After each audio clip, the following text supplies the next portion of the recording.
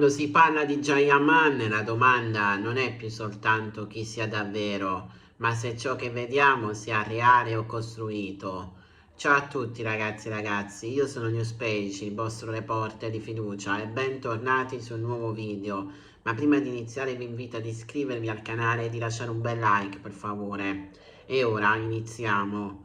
L'immagine del divo impeccabile, dell'uomo affascinante, del protagonista romantico che ha conquistato milioni di fan tra Turchia, Italia e Spagna, è tutto autentico? Oppure esiste un lato nascosto, meno perfetto, meno raccontato?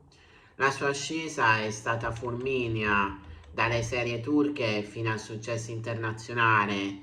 Gian è diventato un fenomeno globale, titoli, copertine, ospitate televisive, fan in delirio sotto gli hotel, ma ogni volta che una figura pubblica cresce così rapidamente nasce inevitabile il sospetto. Quando di tutto questo è spontaneo e quanto è frutto di una strategia precisa? Molti ricordano l'inizio della sua carriera, quando non era ancora il simbolo sensuale che oggi conosciamo, laureato in giurisprudenza, mentre brillante, parlava diverse lingue, un percorso che sembrava lontano dalle luci dello spettacolo.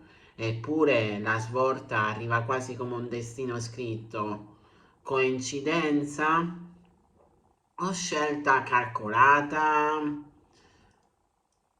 Poi arrivano le prime serie di successo, il boom internazionale, l'esplosione social e insieme alla fama inevitabilmente i gossip, relazioni presunte, filtri veri o costruiti, paparazzate che sembravano troppo perfette per essere causali. C'è chi sostiene che alcune storie sentimentali siano state enfatizzate per alimentare il personaggio. C'è chi parla di strategie mediatiche studiate a tavoline per consolidare l'immagine del Latin lover moderno. E qui nasce la domanda centrale. Tutto falso? In passato non sono mancati momenti controversi, dichiarazioni interpretate male, tensioni con la stampa turca, periodo di silenzio improvviso sui social. Ogni gesto veniva analizzato al microscopio, ogni sguardo, ogni like, ogni apparizione pubblica diventava materiale per teorie e sospetti. Alcuni fan sostengono che dietro l'immagine sicura e carismatica si nasconde un uomo molto più riservato, quasi introverso. Altri invece credono che il personaggio pubblico sia perfettamente coerente con la persona privata, ma la verità probabilmente sta nel mezzo. Nel mondo dello spettacolo l'identità è spesso un equilibrio delicato tra autenticità e costruzione. Un attore non vende solo talento, vende un'immagine, un sogno, una proiezione. E Jayamane è diventato un simbolo. Il fisico scolpito, lo sguardo intenso, la barba curata, il look studiato, nulla sembra lasciato al caso. Eppure chi osserva attentamente nota anche altro. Le iniziative benefiche, l'impegno personale in progetti solidari, il desiderio dichiarato di migliorarsi professionalmente non sono aspetti che fanno rumore quando un gossip, ma raccontano una dimensione più profonda. Il mistero aumenta quando si parla delle sue scelte professionali, alcuni ruoli rifiutati, altri accettati contro ogni previsione, trasferimenti improvvisi tra Turchia ed Italia, strategie internazionali e solo ambizione? O c'è una visione precisa, quasi imprenditoriale dietro ogni mossa? La verità è che il successo crea narrazioni parallele. Più un personaggio è amato e più diventa terreno fertile per teorie. C'è chi lo vede come vittima del sistema mediatico, c'è chi lo considera maestro nel saper usare, c'è chi crede che alcune polemiche siano state gonfiate ad arte per aumentare l'attenzione. Ma forse la domanda tutto falso è sbagliata. Forse dovremmo chiederci quando pretendiamo che sia tutto vero.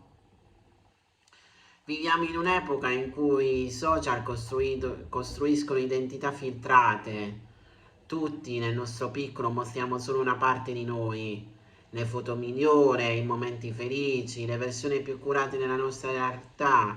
Perché allora pretendiamo che una celebrità sia completamente trasparente, senza filtri, senza strategia? Il mistero attorno a Jayaman non è diverso da quello che ci circonda ogni icona contemporanea. È il prezzo della fama. Più cresce l'attenzione, più cresce il bisogno di creare narrazione. E la narrazione non è mai pura realtà, è interpretazione, prospettiva, talvolta esagerazione. I vecchi gossip oggi sembrano quasi capitoli di un romanzo, relazioni finite sotto i riflettori, amicizie interrotte, silenzi che hanno fatto rumore più di 1000 parole.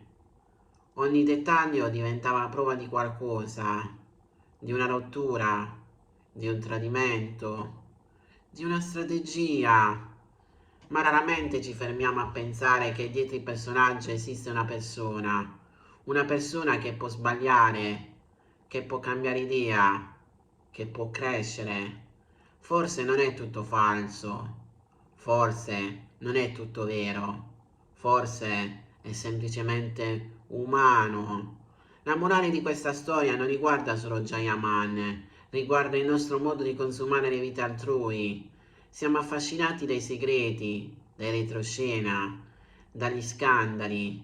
Ci piace credere che dietro il successo si rinasconda sempre un mistero oscuro, perché il mistero rende tutto più interessante.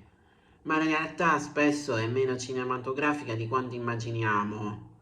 La vera riflessione è questa: quando siamo pronti ad accettare che una figura pubblica sia complessa, contraddittoria, imperfetta, quando siamo disposti a distinguere tra gossip e fatti, tra percezione e verità, forse il fascino di Jayaman non sta solo nel suo aspetto o nei ruoli interpretati, sta proprio in quell'ambiguità, in questa linea sottile tra autenticità e costruzione.